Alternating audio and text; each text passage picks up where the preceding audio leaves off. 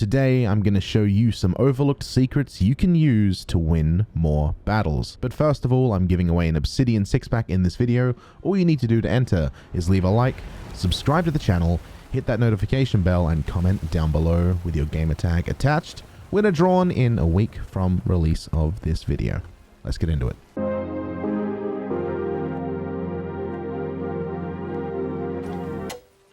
So, keybinds, everyone knows about them, not a lot of people use them, and very, very few understand the best keybinds to use for controller and mouse and keyboard. In this video, I'm going to tell you all about them. So as mentioned, this video is going to be useful for mouse and keyboard users and of course controller users too. And secondly, in this video, I'm going to be focusing on the core things that you'll need to keybind and not so much touching into secondary things, but you can totally make up your own given the advice I use in this video.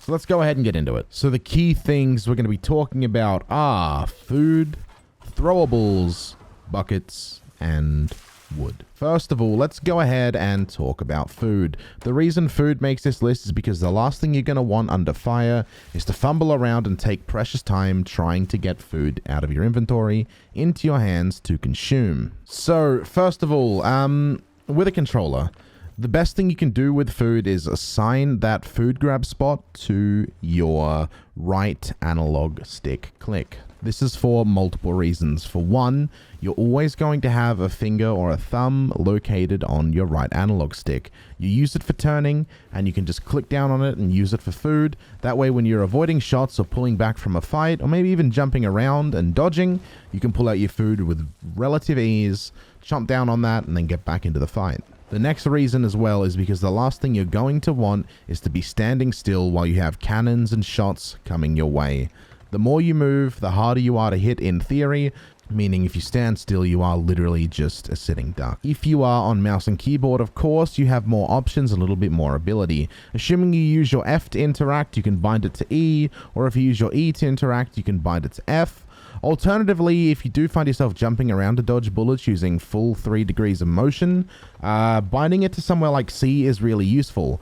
That's what I have. The reason I have my food bound to C is because I can quite literally jump around and dodge and press C to quickly grab food while jumping and avoiding bullets and cannon fire. Stepping away from the keyboard and moving to the mouse, you could also use mouse buttons if you have them as a valuable spot for food as well. That way you can stay on the move and have food at a quick grab. Of course, keep it in mind this video is telling you what you can do, not exactly telling you how to do it. More so just letting you go on your own and work out what's more comfortable to you. Right, let's move on to throwables. Now this is a little bit more detailed, so stick with me, but I got a bit to explain. So, in the current state of these battles, and just the current state of the game in general, throwables are the most essential thing, it seems. And even if you just narrow it down to blunderbombs being the most essential thing, because everyone seems to use them to counteract repairs, shots, and of course, turns. And little people know this, but if you do pull out throwables in your hand as you grab a cannon, that will be the thing you automatically load into the cannon. So you can sort of see while having throwables as a keybind is essential. So starting off, for controller. Unfortunately with controller you do run out of real estate assuming you don't have an elite controller or a controller with extra buttons. So if you do have one of those controllers that has multiple buttons aside from the base default ones, bind them to what you find comfortable, but this is more so for those who don't have them. Now with base controllers, this is around the time where you start to utilize D-pads. You could also use the right bumper because the base use of a right bumper in Sea of Thieves is to change your text radial, like where you can say things like ahoy and rolls on deck laughing, so it's not really essential. Left bumper holds a bit more use since it is used to quick select things on the cannon, but nonetheless, yeah, D-pads is what we're going to be talking about, assuming you don't use right bumper. So I find the best use of throwables to left side D-pad. The reason I have left side D-pad is because you can just pretty much go from walking, take a minor stop, tap the left D-pad, have your throwables out, and then walk again. It's really useful just to grab and go, especially when you're about to grab a cannon too, because you are stationary at that point. You're just getting ready to jump onto the cannon.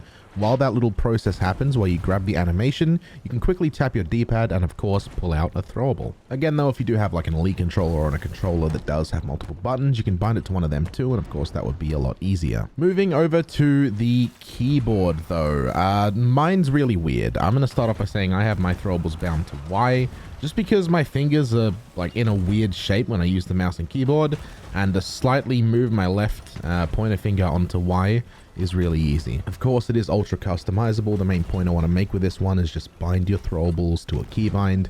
Doesn't matter where, just definitely do it. It'll make your life easier. Okay, before we get into the final tip, I want to let you know one more time I'm giving away an obsidian 6-pack. All you need to do is leave a like on the video, subscribe to the channel with that notification bell on, and comment down below with your gamer tag attached. So next in question, and the final thing, you're gonna want to go ahead and bind your bucket and wood.